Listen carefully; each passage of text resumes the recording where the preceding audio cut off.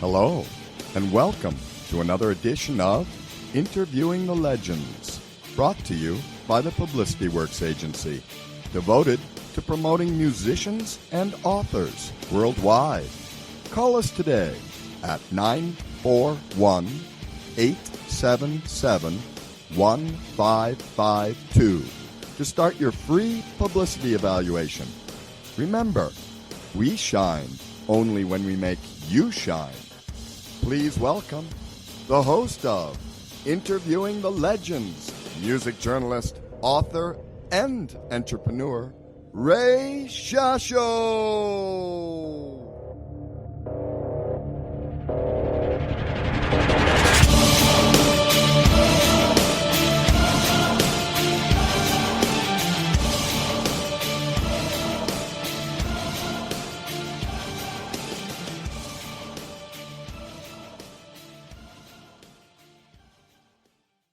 Hello once again, everyone. I'm your host, Ray Shasho. Welcome to another edition of Interviewing the Legends on BBS Radio, brought to you by the Publicity Works Agency. Call us today at 941-877-1552 or email us at publicityworksagency.com. Remember, we shine only when we make you shine. And by the Rockstar Chronicles. That's my new book, featuring over 45 intimate conversations with the greatest music legends the world will ever know. It's available now at bookbaby.com and amazon.com. Well, Danny Zelisko began promoting concerts in Arizona in 1974. He founded the legendary concert promoting firm called Evening Star Productions. That brought worldwide attention to the youngest state on the U.S. mainland by the entertainment industry. He became known as one of the world's best promoters and talent buyers, a true rainmaker when it comes to discovering and booking talent in all sorts of situations. Beginning with promoting concerts at Dooley's Nightclub in Tempe, Zelisko and his team promoted hundreds of new and veteran bands and facilities across the valley. Acts such as The Police, Cheap Trick, Pat Benatar, Talking Heads, Kiss, Bon Jovi, No Doubt, and Nirvana, among others. They all performed at the intimate venue from its opening in 1976 until its closed after several ownerships and name changes in the mid-90s. Nightclub concerts by recording stars began happening all over the country, with Zelisko leading his territory in the area of booking. In the 80s, Zelisko's company and staff grew. He became the state's most prominent concert promoter, producing hundreds of shows each year, while also becoming New Mexico's busiest promoter. Evening Star also promoted shows in almost every state in the USA during the 80s and 90s, while promoting shows in every venue, small and large alike, all over the Southwest, including Vets Memorial Coliseum, the original home of the Phoenix Suns, and America West Arena, now known as U.S. Airways Center. Pink Floyd and Paul McCartney were among the stadium events promoted by Evening Star. By the year 2000, consolidation of concert promoters began by SFX, as they bought up many of the country's biggest promoters, including Bill Graham Presents from San Francisco, Electric Factory from Philadelphia, Don Law from Boston, Pace Concerts from Texas, and many, many more. Evening Star joined the ranks of those fabled promoters by selling to SFX in 2001. Zelisko became president of the Southwest office of SFX. A few years later, Clear Channel Communications, they bought SFX, and Zelisko and his staff became part of Clear Channel Entertainment. In 2006, Clear Channel spun the entertainment division and all of its promoters and venues into what is now called Live Nation, where Zelisko remained as president and then chairman of Live Nation Southwest until he left his post in 2011 to begin promoting shows as Danny Zelisko Presents. Zelisko's focus has always been on putting the right acts in the right places at the right time, with the right ticket prices in order to maintain fun and excitement for audiences and artists alike. DZP continues to bring top acts to the Phoenix area, as well as Las Vegas and Albuquerque. Please welcome legendary concert promoter and author Danny Zelisko to Interviewing the Legends. Hello, Danny. Hey, how you doing? How's some intro? Hey, man, you got a lot going on. How about that? When I read these bios, a lot of people just go, "Man, I didn't know I did all that." Well, I'm painfully aware that I did, but it sounds cool all at once. You know, it's like, what a barrage of great names. Very, very happy to hear it. What's awesome is you're still young, man. Yeah, well, Well, I appreciate that, but, I qualify for Medicare. Ain't that young? Well, we're probably very close in age. I got to tell you, man, I've interviewed hundreds and hundreds of music legends, and I'm very excited to talk to you because one of my great dreams has always been to be a concert promoter. I've owned several businesses. I was I've been a music journalist for 10 years. I've been a banker for 15 years, 16 years. I know that kind of mentality. All my family grew up in New York, in Brooklyn, and Bensonhurst. But, the love of music is what drove me there. And I really admire you guys for doing what you do. I would have been your best customer if I lived out west. Well, I wish you were out here because I could use a few customers like you. I grew up in the D.C. area, and I was, the admiration I had for Cellar Door Concerts was tremendous. Did you know those guys? You're by my friend Seth Hurwitz. Seth Hurwitz, IMP, right? Yep. Yeah, we're good buddies. Yeah, he's done really well. Oh yeah, he's had a great run just like me. Exactly. It's amazing. You were talking in an interview that you tell people not to do this, and there's a mentality though of being a concert promoter. I don't want to say, disrespect or anything. It's almost you got to be half gangster to deal with all this, And well, I don't know about that. No. I've never been a gangster. I mean, really, what it boiled down to was in the 70s, as I grew into knowing that this is what I wanted to do, thinking it or liking the idea and doing it are completely different things. Right. And like, a lot of people say, well, I've always wanted to be a concert promoter. I always wanted to be that guy that gets to walk around like you do. And, you go backstage when you want to, and you do this, that's just all part of the gig. And I believe me, I'm not playing it down. It's a big deal. And I know the people in front who monitor such activities are turned on by that. And there's a great mystique about the rock stars that they're paying to go to see to begin with. And then when you're finally there in the same space with them, whether it's 500 capacity or 15,000, you're in the space and you get to get touched musically and performance-wise by one of your favorite acts, or maybe somebody brought you to something that's new and you're learning about it for the first time. And what a great way to do that, which is live and a band is at their peak and performing great.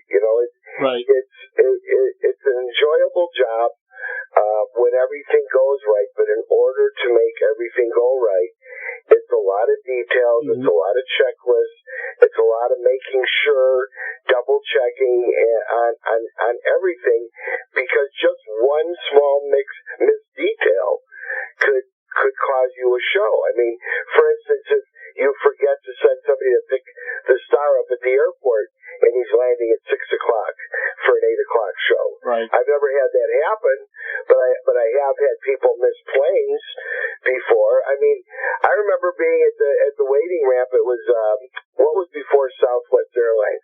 I think it was Hughes Air West. Okay. It was a long time ago. Right. And I had Ozzy coming in to play a show on New Year's Day, not New Year's Eve.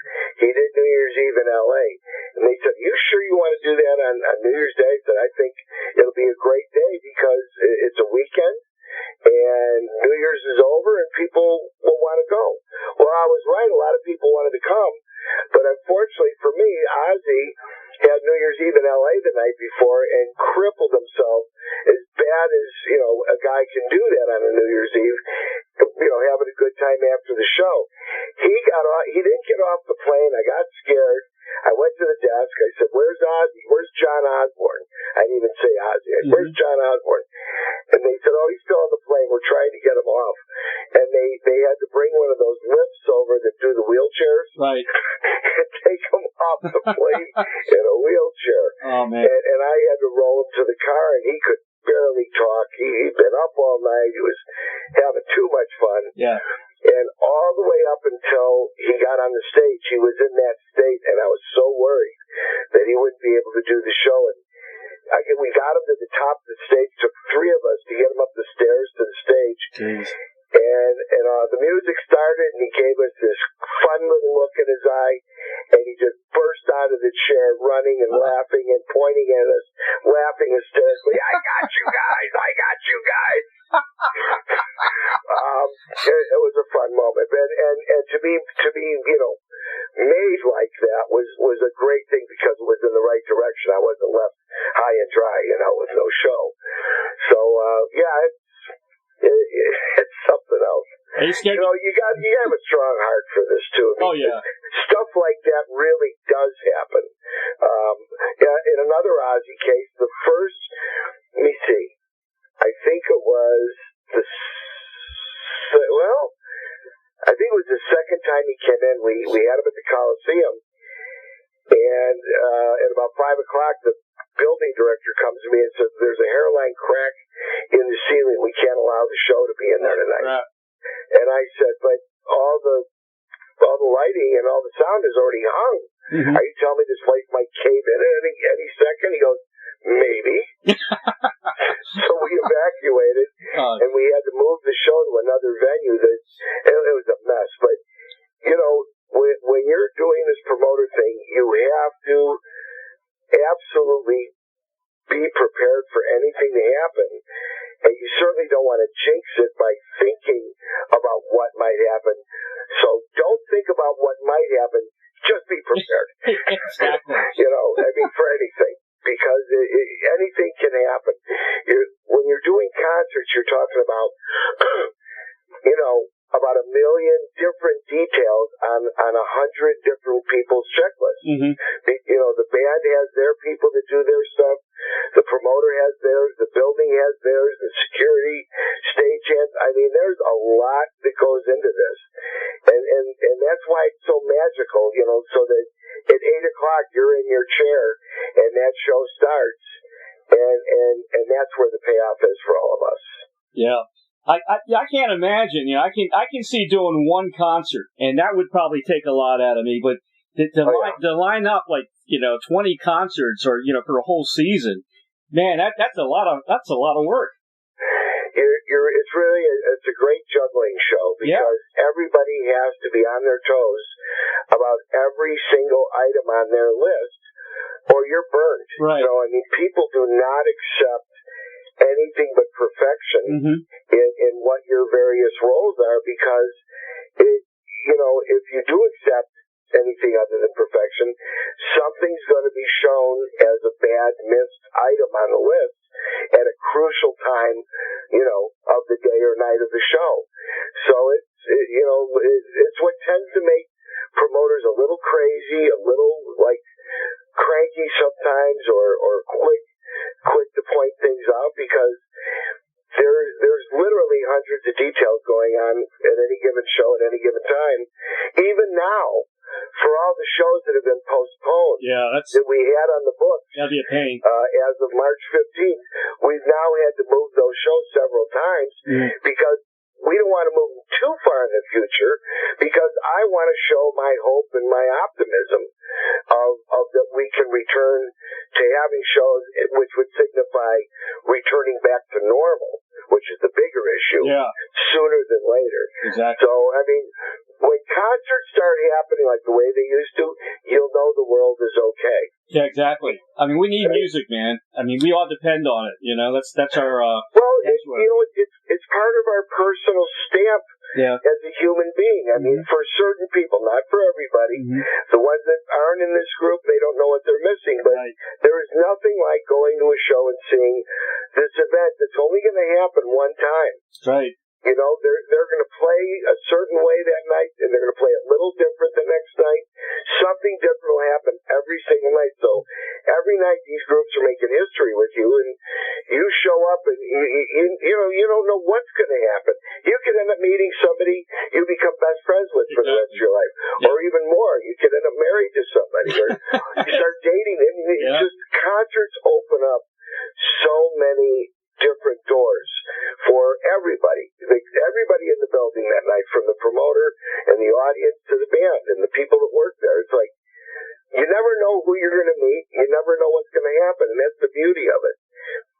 Danny, when I was a sophomore and before I started driving, I used to skip school, take a taxi cab, and he used to meet me in front of the school. I'd go to Montgomery Ward's to Ticketron and buy the latest concert tickets. That's how crazy I was. I mean, I lived and breathed rock concerts. Yeah, you have to develop your signature way of how to get the best seats. Yep. I mean, it's like going to war. It's like reconnaissance. It's very different. It is. But you figure it out sooner or later. You figure out where to go, where there aren't that many people, or you make friends with somebody who runs one of those outlets, and you get them to print you a couple, like when it first goes on sale. It's always been a fascinating thing, the sale of tickets, because when I started, we used to print up the tickets. Mm-hmm. All at once. I'd print up, like for the Nightclub, Dooley's, I'd print up 750 general admission tickets, right? And then I'd have to move them around to various stores when they went on sale, and then I'd have to go back and pick up the unsold and the money from those tickets the day of the show. It's like every last thing you got to do. Exactly. Yeah, and you got to have some people you can trust too. Oh boy. I got a job also when I was 16 at the Cap Center in Maryland, the big arena there. And, one of the reasons I got the job is to get tickets. And I remember getting tickets for the Rolling Stones. I was inside working, and I got front row seats because I worked there, and I think tickets were like $9 or something like that. Yeah. It's crazy. That's a beautiful thing. It's a beautiful thing. I work with a lot of guys. I get calls all the time from the guys I interview asking me where are the venues, and they want to. I know all the promoters down here in Tampa, in the Tampa area, and a lot of times, it's hard for them, especially now, to find the venues. Like in this area and whatever, and they want me to help them. I've actually helped them a couple of times, but I'm sure there's probably bands. Is there bands that you can't find a gig for? Has that ever happened? The guys that are not, exactly headliners? Well, that happens all the time. I mean, I've always been a great big believer in giving dates to the legends, whether they're on their way up or on their way down. Right. But when I say on their way down, I mean that they're not maybe they at their peak they sold 10,000 tickets. Mm-hmm. Most acts are not going to sell 10,000 seats for the remainder of their career. Yeah. Most groups will settle into a groove of like 2,000 or 3,000 or 1,500. The music halls and the performing arts centers around the country where more adults tend to go. And keep in mind, as people get older, a lot of their favorite bands either retire or break up or sadly die. Mm-hmm.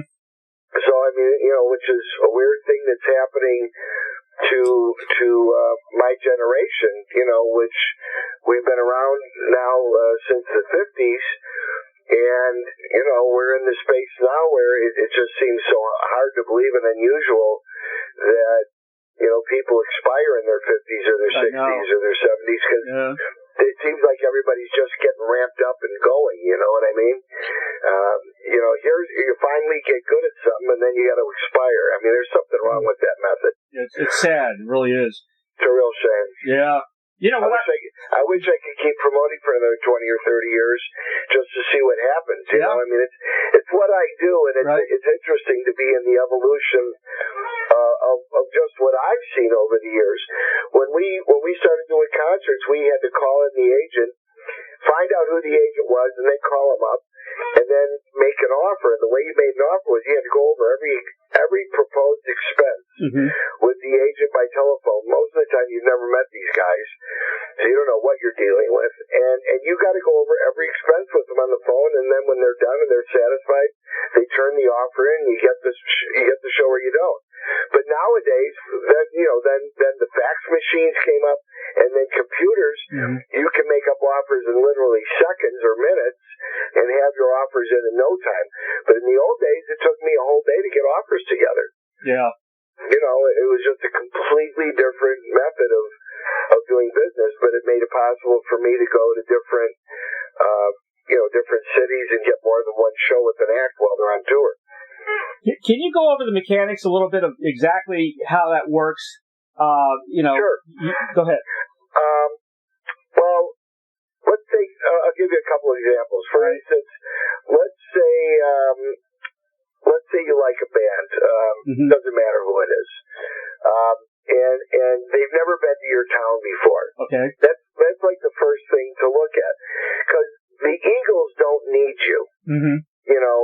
Taylor Swift and Ariana Grande and all the big names, whoever's touring, that's just a few, but Rolling Stones, they don't need strangers. They already have people they've been doing business with that help get them to where they're at right now. Okay. Who needs the help, who needs promoters to do the heavy lifting are the brand new bands. Mm-hmm. And in some cases, older groups that have kind of like fallen by the wayside, so to speak, but they're still as good as ever because there's still an audience out there and their name's already broken. So it's a matter then of where should this band play? Exactly. Where would their audience go? Right. Where do similar audiences go for these type of shows? What's the favorite one in the community? When you wrap that up, when you get the right place, the right group, and you figure out the price of how much you're going to pay them, which you need to know a whole different set of things about. You got to know what did they do the last time they played in the market, or previous times. But the last time is usually the most significant.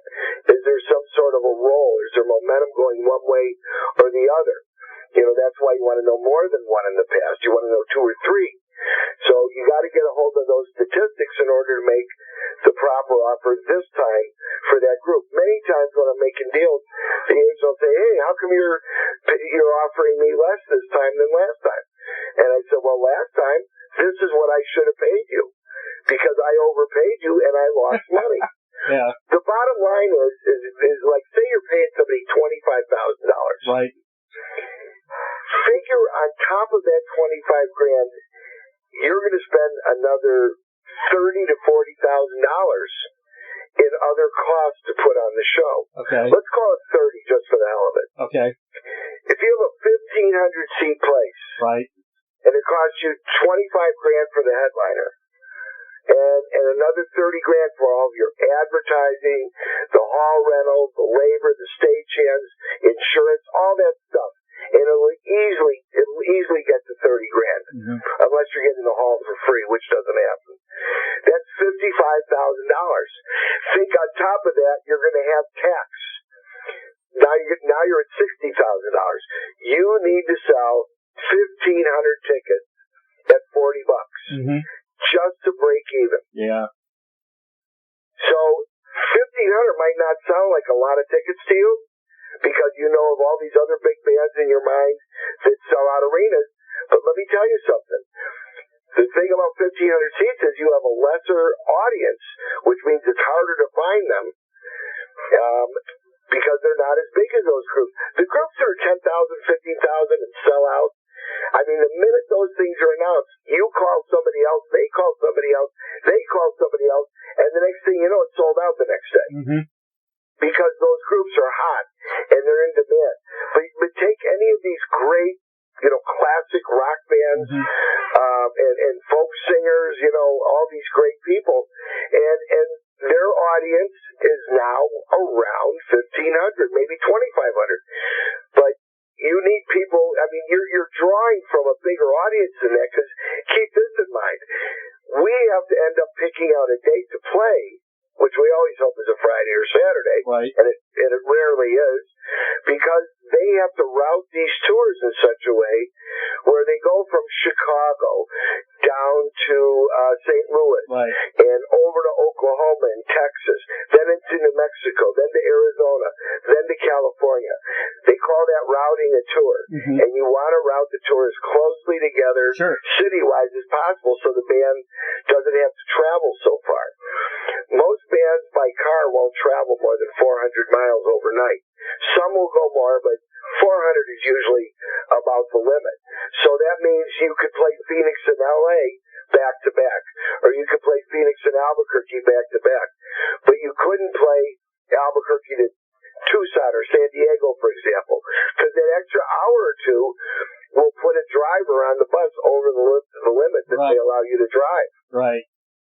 So, I mean, there's all this stuff that goes into figuring out how your concert's going to happen. And, I mean, think of how many steps we're already at, and we haven't even gone on sale yet. Yeah.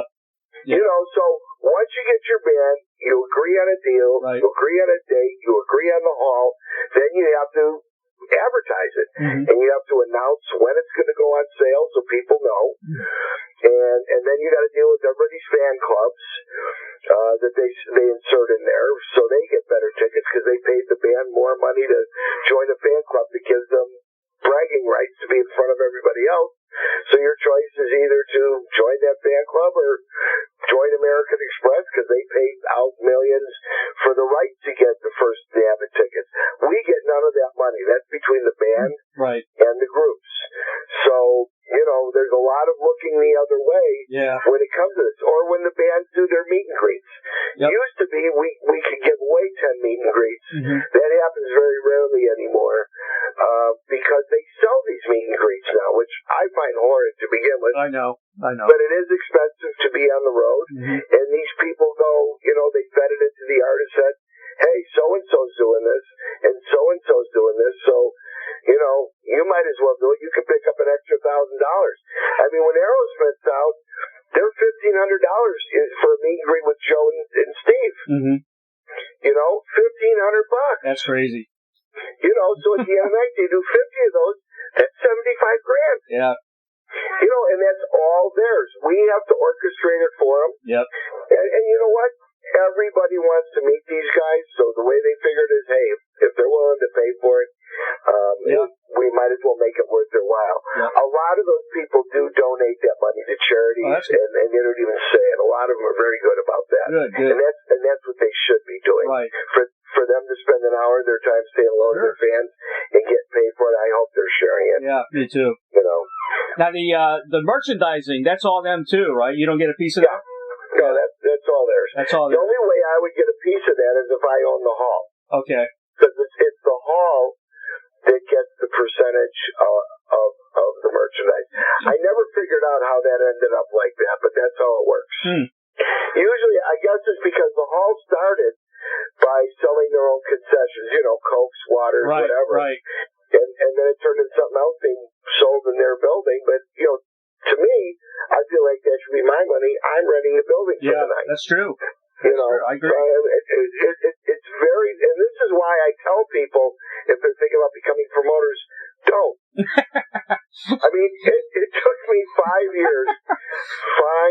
It took me 5 years before I started getting paid any kind of regular money. I know. Prior to that, it was all sporadic, it's one tough. by one, whenever I could get myself into it. Yeah. It was very difficult at first, and it's difficult for anybody to start any vocation whatsoever, much less this one. I mean, everybody wants in this business, just like I did, but I didn't know what I had to offer, what I could do. And as far as they're concerned, if you want to be a promoter, you better have some money so you can put down deposits on the groups when you buy their show. Right. You're going to have to pay money to the hall to hold the hall, right. Rental fee, and you're going to have to pay for your advertising if nobody knows who you are. Yeah. After you do this for a long time, they're willing to extend you credit. Yeah. But you better plan on coming in, with some dough. I wish I could coach people on how to do it without having a say, a stake in it. And it'd be interesting to help start off some new promoters, because I know there's a lot of people out there that really do enjoy music and dream about, wow, wouldn't it be great to make money listening to music? And the answer is yes, it's a great thing. But careful, those waters are murky. Yeah. I know. I'd pay money for your school. I would. I mean, this is something I really wanted to do. I almost did it buying a nightclub in Georgetown in D.C., the Crazy Horse, which was there for a long time. And I had a friend of mine that, I don't know if you heard of a club called Jack's. Jay Nedry, he was a promoter, and he brought in all these acts into his club, and he did a good job. He did it for many, many years. So I was going to do kind of the same thing, and he was kind of mentoring me on it and everything. But then I thought, I'm never going to see my wife again. Well, so that's a good reason to do it, isn't it? Thank you. I hope your wife's not around. You're right, but you see, in my case, when I was much younger, in my 20s and 30s, I had all that energy to go out and do that every night. It gets old not having a normal life, but it's fun not having a normal life. It can be very, very rewarding. But you're not going to be home a lot if you're doing a lot of shows. I mean, for example, my company, Danny Zelisko Presents, has been doing 125 shows a year or so. It's amazing. Since I got back on my own in 2011, but prior to that, with Evening Star, our biggest year was 450 shows in 1 year. Jeez, that's crazy. So one day we had 7 shows in one day. Wow. I can't remember who it was. I should have, but there was a lot of dates. 3 and 4 shows the same day was regular. Wow. And in different cities, we would go.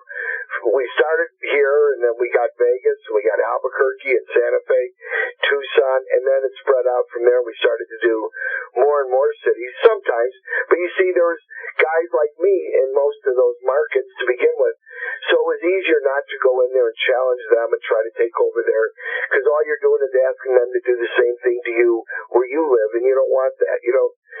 So there was never an organized kind of a conspiracy about that, but it was just kind of like one of those, let's leave well enough alone.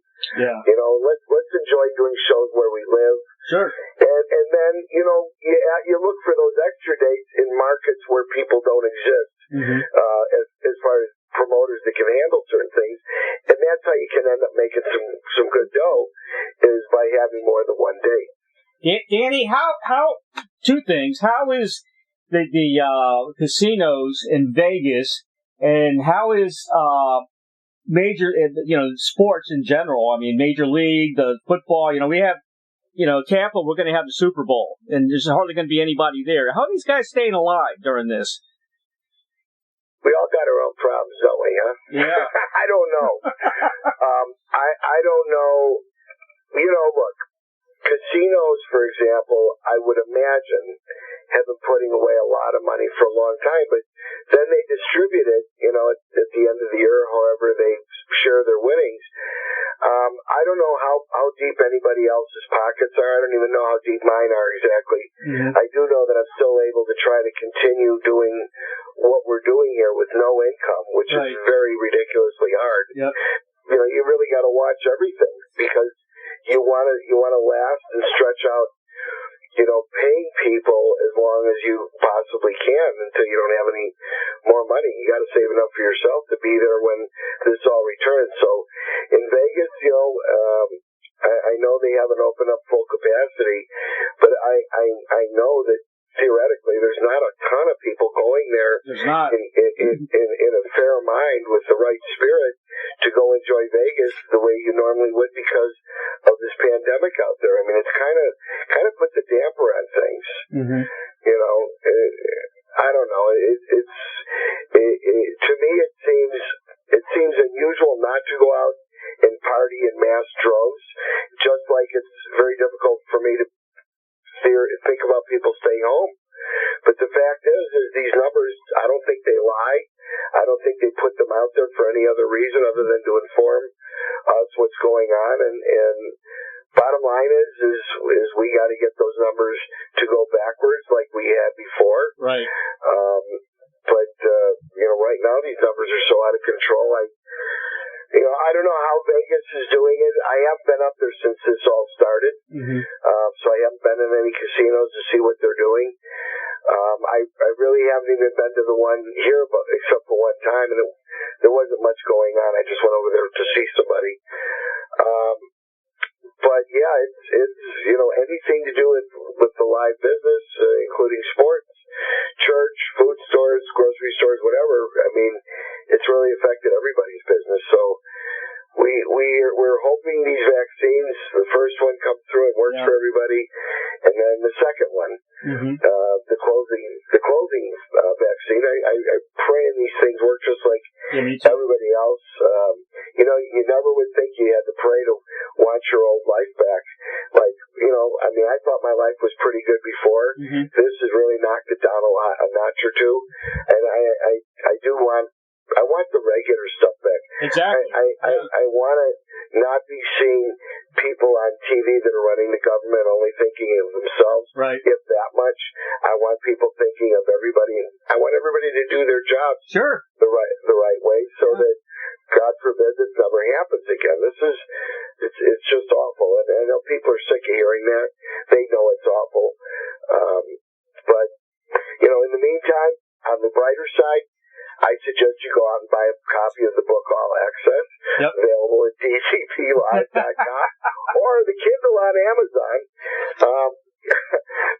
It's a fun book, and it will take you away from all this madness for a few hours. And I think anything that can make you feel good, that has something to do with music, is always a great thing. So that's why we had the time this last year to finally put all this together. But I found notes for this book that I had as early as 2011. I had a list of 60% of what went into the book 9 years ago. Mm-hmm. Good. That's what I do. I did the same thing. Yep. Yeah. The thing that I didn't do those 9 years ago is take each one of those hits, each one of those line items, and turn it into a story. Because if I had done that, this book would have been done 5 years ago, or even more before that. But in the first part of this decade, I was working on building a new company, and there really wasn't the time to be doing this book. It took up a lot of time to do this, gathering all the stories and the pictures and approvals from people for some picture use, and then getting it printed and getting a good cover and getting a good name, and then you got to package them and mail them out. Fortunately for us, White Castle gave us a bunch of. They gave us a couple thousand Crave Clutch boxes. That's funny. They sent us to us flat. We just fold them together, and it fits the book perfectly. We send out some coupons for White Castle. I love White Castle. and I've got a bookmark in there from which is a concert ticket reproduction for my first show. And we sent a couple of disposable wine glasses so you can have dinner and a show while reading the book. That's awesome. That's all. You wanted to add a little something extra to it. You got to get Harold and Kumar to promote it. Right? Yeah. Well, I'll tell you what, they're in the White Castle Hall of Fame. I would love to meet them sometime. I'm hoping once all this stuff is over, we're going to be able to have, the Hall of Fame class meet up in Columbus and everybody meet each other. And I'm hoping White Castle is going to continue putting fans of White Castle into their Cravers Hall of Fame as time goes on. They're really fun people, nice folks. Mm-hmm. They've been around as long as, I think they're the oldest. I think so. Oldest fast food restaurant in existence. Yeah. I can't imagine anybody older than them. Yeah. And it's really been fun, tag teaming with them and promoting fun stuff, music and fast food. I mean, what's more fun than that? A jet ski, Exactly. And also the Saturday Night Fever, they did a little section there at White Castle when they were all at White Castle, and the one guy starts eating the burger and he jumps up on the table and starts barking like a dog. Yep. Yeah. Yep. Funny stuff, huh? I got to ask you, did you work with Peter Grant on the Zeppelin show? I never worked with Peter directly.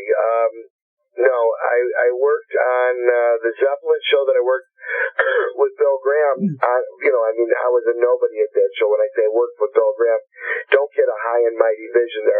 My first job of the day was lining trash containers. That starts somewhere. At 6 a.m. and it was about 40 degrees and I was dying. But anyway, I worked at that show and I saw Peter Grant at that show. I met him. Huge guy. Yeah. And I mean, very tough guy. Later on that decade was when they had all the troubles up there in San Francisco with Mr. Grant, and a lot of problems came out of that, and it was a shame that happened. But yeah, I don't know him at all. I know a lot of people that do though, or knew him. Yeah. You and Brian Piccolo That's an amazing story too. That's also in the book, I guess. Yeah, it belongs in there because for many, many reasons. Prior to getting involved with music and promoting music and shows, I was a big sports fan, and I had become accustomed to this. I'm trying to figure out. I haven't figured out yet the right way to say this. But I got used to the stardom of Bears players and of Cubs players by being around them at Wrigley Field when they would show up to park and walk across the street to go in for their game. And so we would have them for a minute or two as they walked around, and we intuitively, most of us intuitively got this good measure of good behavior, how to behave around these people so they don't give you that look like, get away from me, you're bothering me. Exactly. You know, it's like everything in life. Yeah. Half of life is fitting in.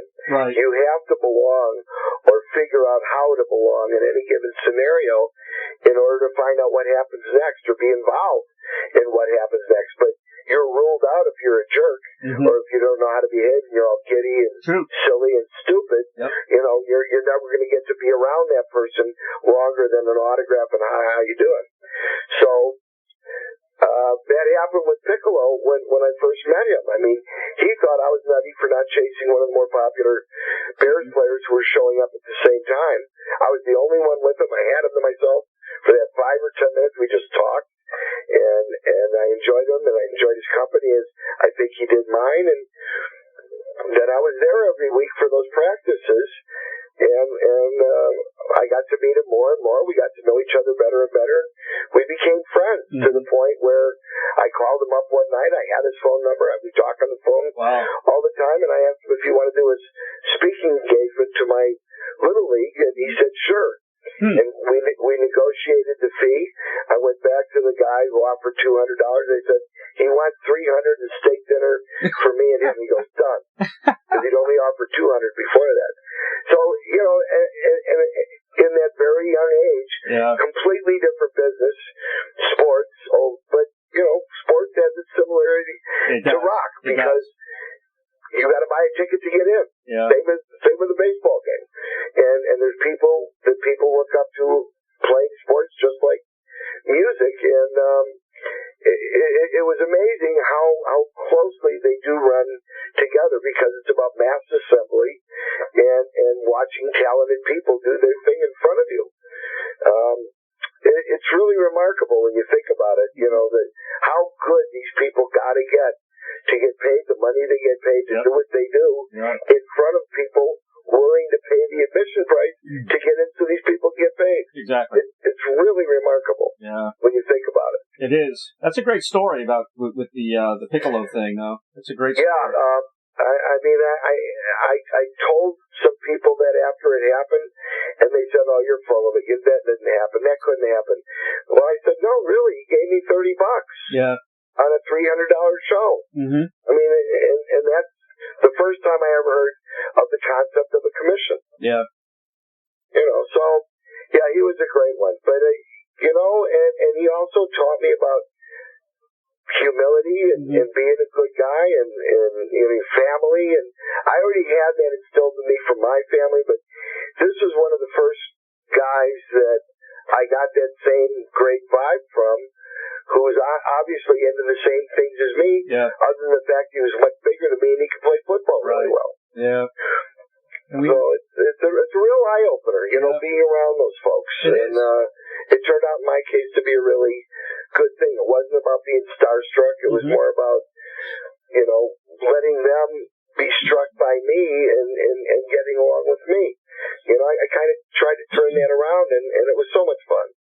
I can't believe we lost Gale Sayers recently, you know? I mean... Yeah, you know, I just saw him... Well, I shouldn't say just. I haven't seen him for several years. The last time I saw him was... He was signing autographs at a thing by the Mandalay Bay in Vegas, and I was doing a Bob Seger show there. And I went in and dropped by to say hello to him. I reminded him of how I'd known him in the 60s. But, you know, that was, 10, 20, 30, Right. 35 years earlier. I mean, how many autographs, how many kids did Gale Sayers and those guys see? Yeah. But I reminded him of it. It seemed like it got through to him. I couldn't make sure of it until later that night. I was at the Seeger show making a turn on the main floor to go backstage right at the end of the show. And he saw me and he comes running after me, yelling my name. He goes, "You didn't tell me this was your show." I said, "You didn't ask. I didn't know you were going." He goes, "I gotta meet Seeger. I gotta meet him." So I brought him backstage and he met the whole band and they thought it was the greatest thing ever.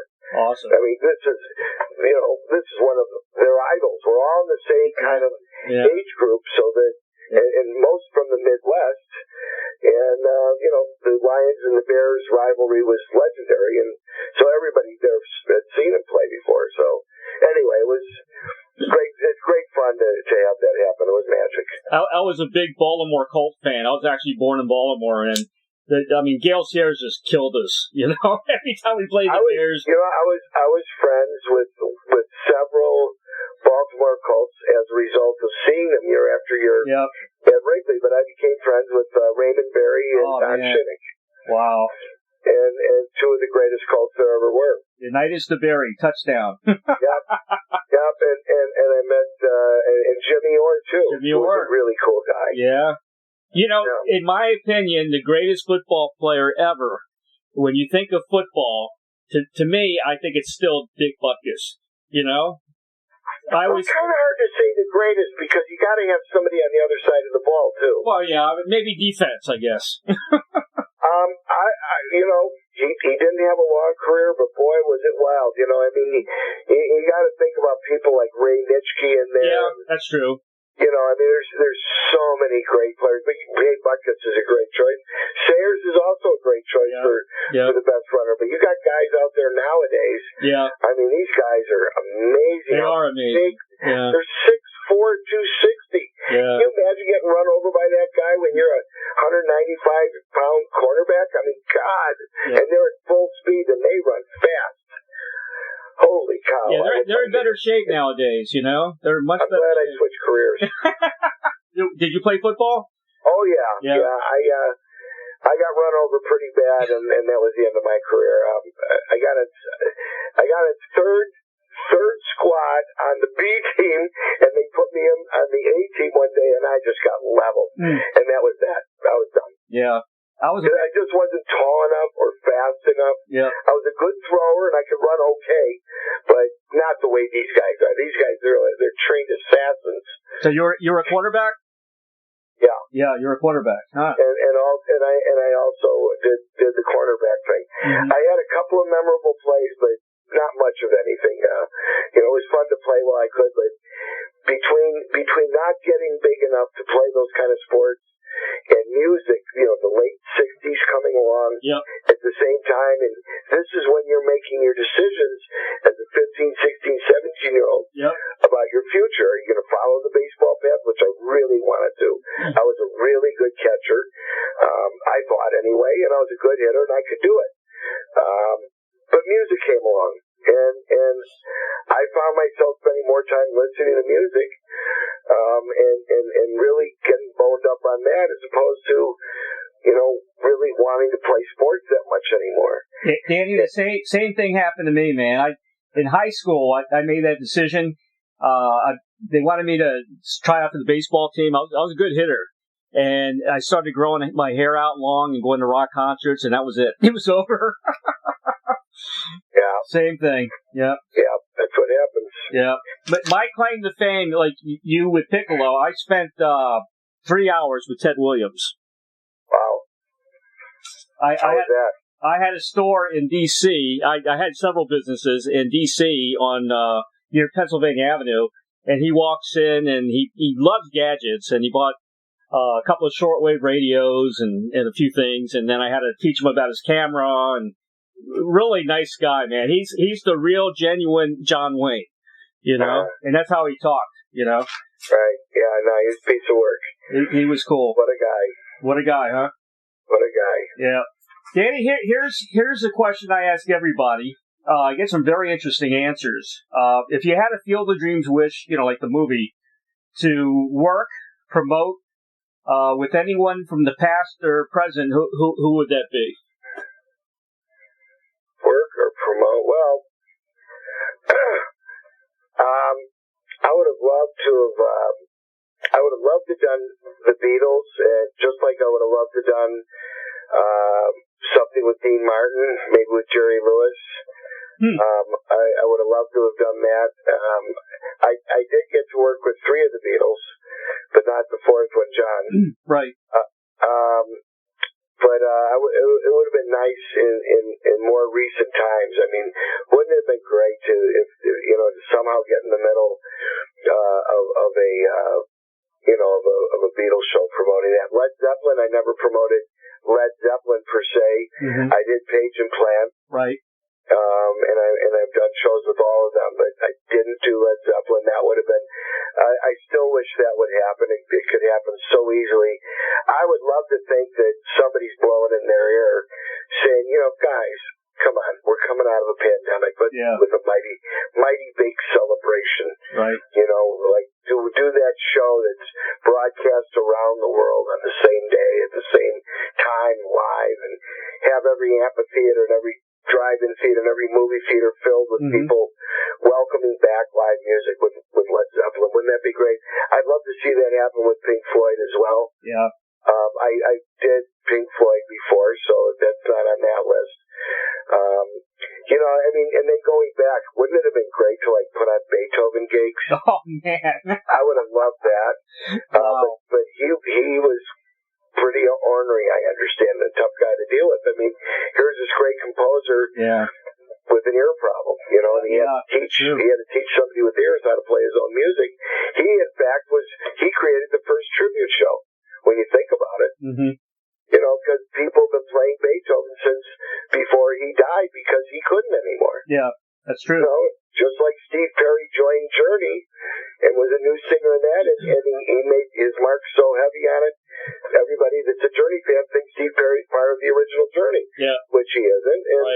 And then there's other people that have replaced him since then, and they're still a Journey. Yeah. So, I mean, if you really want to think about it, that all started back then where parts are replaceable when making music. I'm not a big fan of that, though. Like when they replace. Well, you better be, because you're not going to see anybody. I know. But when they replace. I wish it was different, too, but what would you rather have? Would you rather have the Rolling Stones broken up because Brian Jones and Bill Wyman quit or died?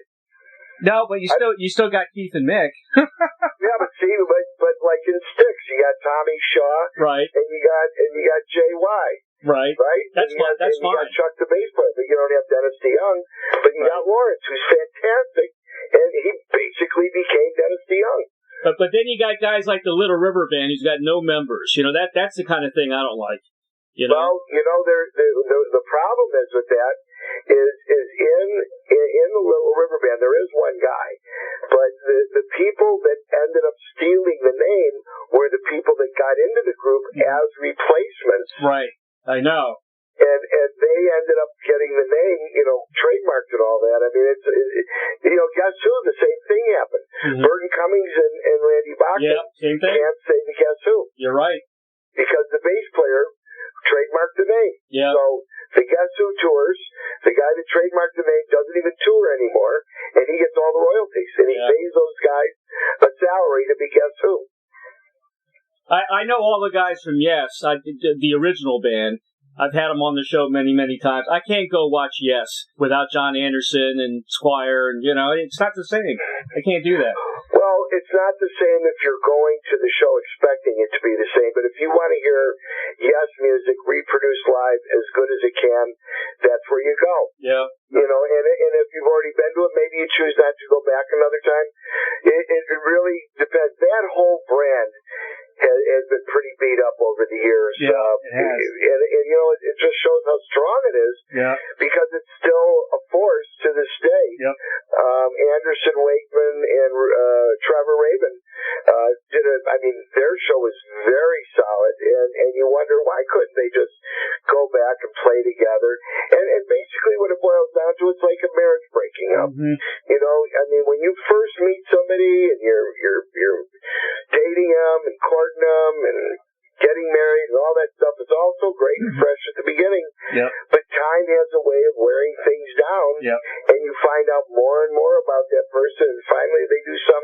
you just can't handle anymore. Yeah, true. You know, and it happens, you know, and I don't know if bands are supposed to stay together for their entire lives any more than are people supposed to stay together. Yeah. You like to think, yes, it'd be positive, it's very nice, but the reality is it's very difficult, you know, when you take like 4 teenage boys who start a band, and then money starts coming in, and now along the way they're meeting people, and they're dating, and they're getting married, and next thing you know they're having kids, and suddenly they have regular problems just like the rest of the world, and you wonder why they can't stay together as a band. Yeah. It's a difficult juggling show there. You know, especially in this business, everybody's got to go to work. Everybody's got to leave their kids and their wife or their husband and go out and do what they got to do to earn money. But, you know, in this business, for up to 9 months a year, you're away. You know, if you're a touring band, and it's very difficult to have a good private life. You know, and tour the way that you need to in order to stay out in front of people. You know, a lot of these guys too, with the pandemic, they're, you know, some guys are thinking about retiring. They're actually enjoying being with family at this time too. Well, you know? sure they are, and you know, look, the bottom line is, I think this would be a very wrong time for any band to say, oh, that's it, I'm done. Yeah, because you don't want to have to overcome another hurdle in the event that you change your mind and you want to come out and play. Right. You know, so it's like, hey, let's see what happens. We're keeping our fingers crossed. There's nothing wrong with being optimistic. Yeah. I'm hoping we'll have shows. I've been hoping for Memorial Day. I'm starting to see those possibilities fade a little bit. You know, it's turning into Labor Day. Because think about it. I mean, I tried today to get a vaccine, and I couldn't get through. They opened up the portals today for January and February, or February and March, and I could not get through. There's that many people applying for it. I don't know if I'm going to get any special dispensation because, look, you want me to live, I'm going to bring your shows to you.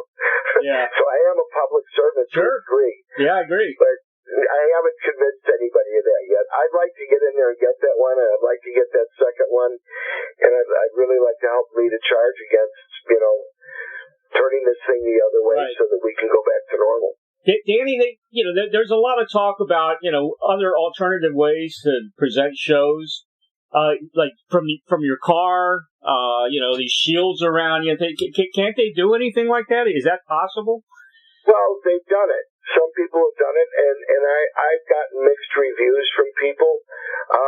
Personally, I've seen a lot of shows, so I'm not craving to just go to a show under any circumstances just to see a show.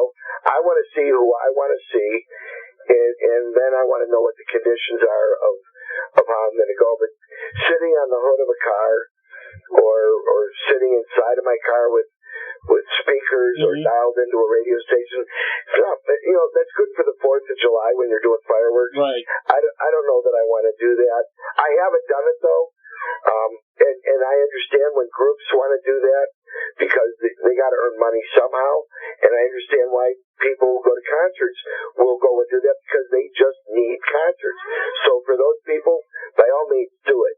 Go ahead and do those things, and I hope you have a good time at them. I'm just not personally into that. Right. You know, the idea of selling 100 cars at $100 a head or $100 a car, that's $10,000. Yeah. Who am I going to get to play for $10,000 and then pay for my expenses that anybody's going to want to see? People just don't want to go see anybody. They want to see their band. Sure. And they want to see them in the right room, and they're willing to pay to see them in the right room.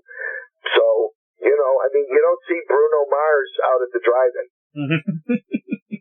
You know, and he could do it. I mean, he's the kind of guy that could do it, but think of what a disappointment that would be for so many fans who wouldn't be able to get in if he played in one of these restricted type capacities. Yeah. You know, it's like you turn a good intention into a bad outcome. True. That way, I think. And so anyway, Some of the stuff online has been good. I've seen a few of those things. Right. But it's not the way I really want my music delivered to me. But it is nice to catch up with people that take the time and the initiative out to do some sort of a visit online or perhaps play. I mean, I think to me, that's a little more, I think, better than going to a drive-in or standing in a parking lot. Yeah. They had a question that just came up to me. When bands are big, like Ringo's All-Star Band. I cover Ringo. I've been invited to his shows and stuff like that. But it's a big band. How do they make any money? And what are their fees? It didn't seem like their fees would be too high because they tour a lot. How does that work? Well, what do you mean? Are they doing shows? Well, they're doing shows, but how can they afford to pay the band? You know what I mean? What show are they doing? Well, like the All-Star Band, Ringo's All-Star Band. Are they playing somewhere? Yeah, they're playing Ruth Eckerd Hall in Clearwater. They're on tour. They'll be on tour again. When? Ruth Eckerd is probably near the end of this year. Okay, scheduled. So I don't understand the question. How does Ringo pay the band? Because there's a lot of people in the band. It's not like four guys in the band. Okay. Well, I can't address particularly, but obviously he's getting guaranteed enough money, or they wouldn't take the show.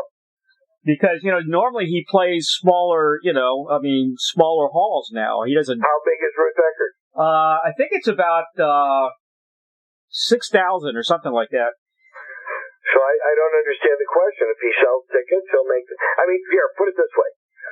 No matter what, Ringo's not going into his pocket to pay the band, number one. Right. Number two, whoever the promoter is, obviously guaranteed him enough money so that he can cover all of his costs and make a profit.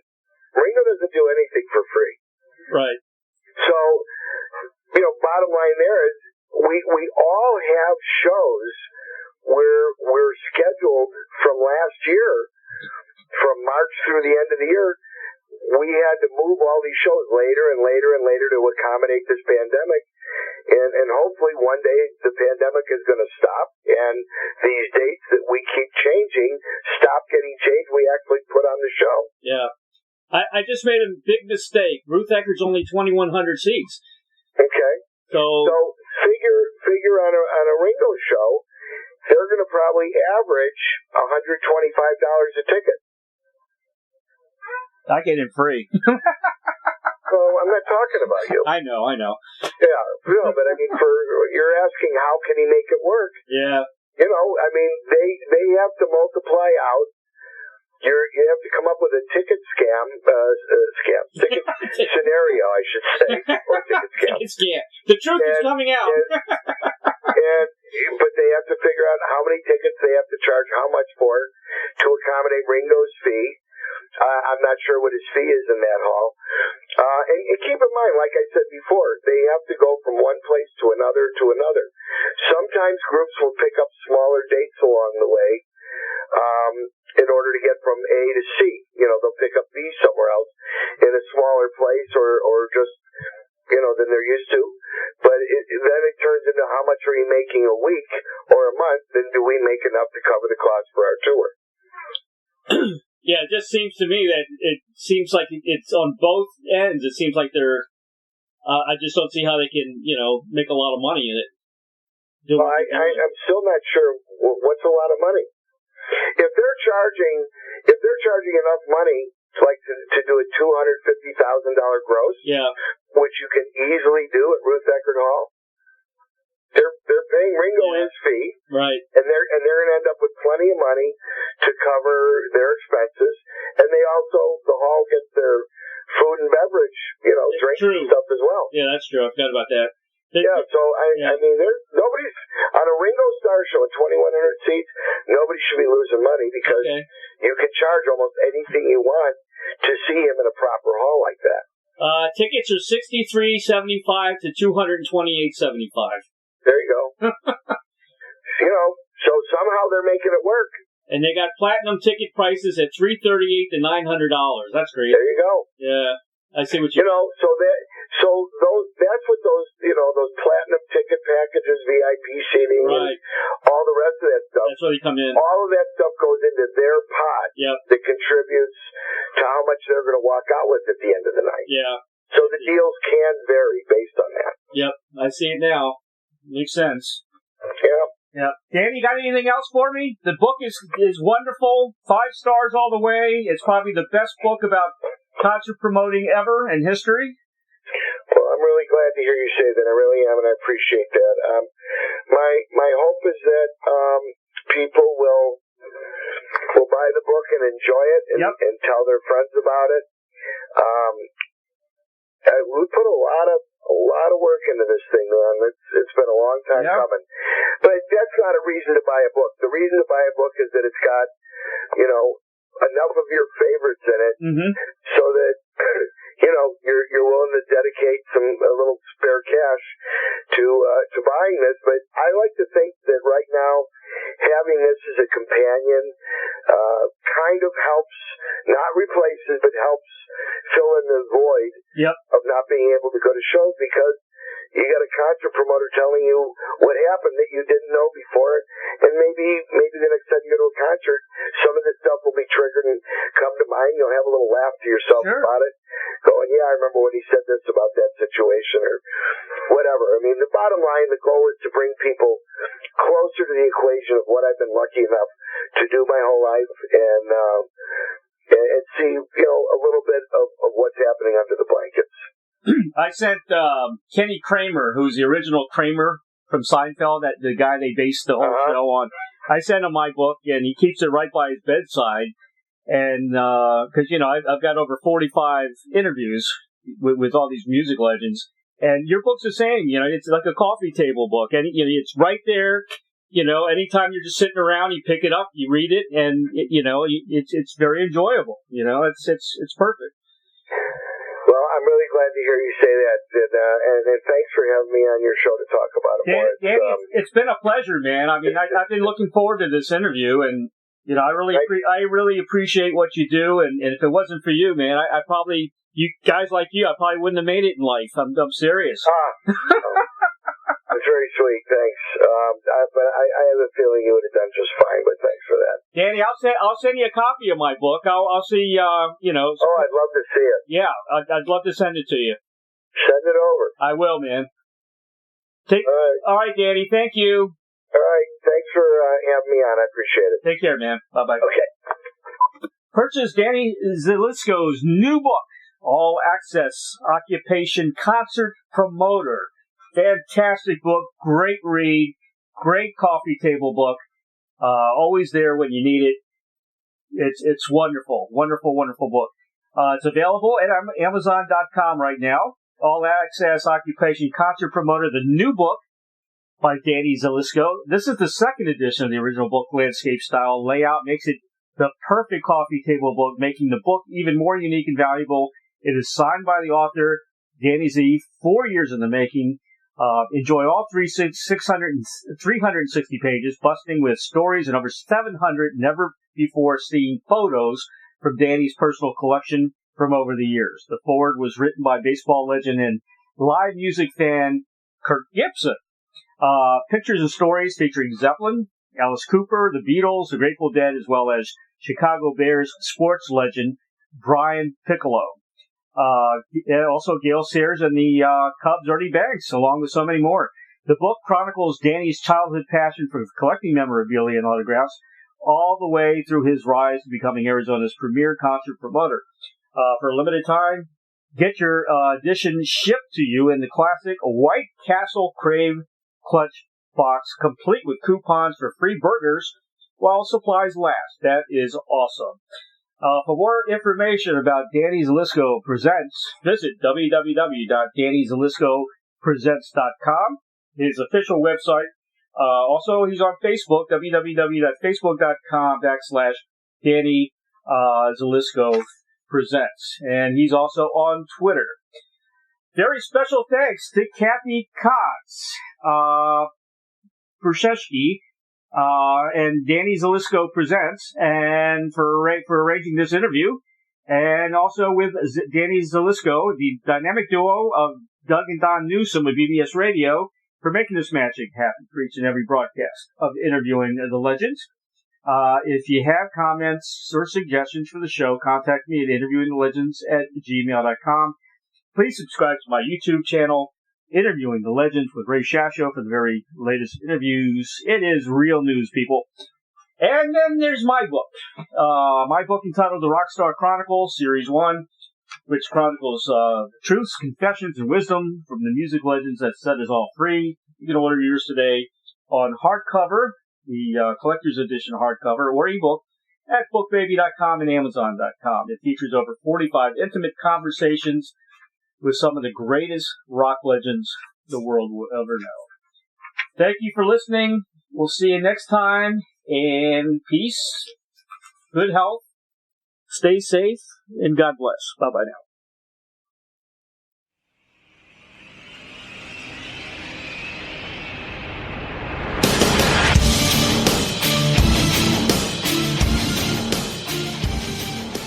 Thank you, everybody, for listening to Interviewing the Legends.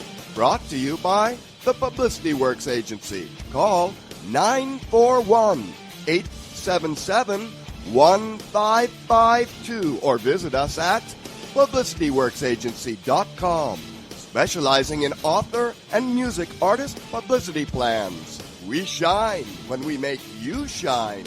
Tune in to Interviewing the Legends every Tuesday at 7 p.m. Pacific Time on PBS Radio, Station 1.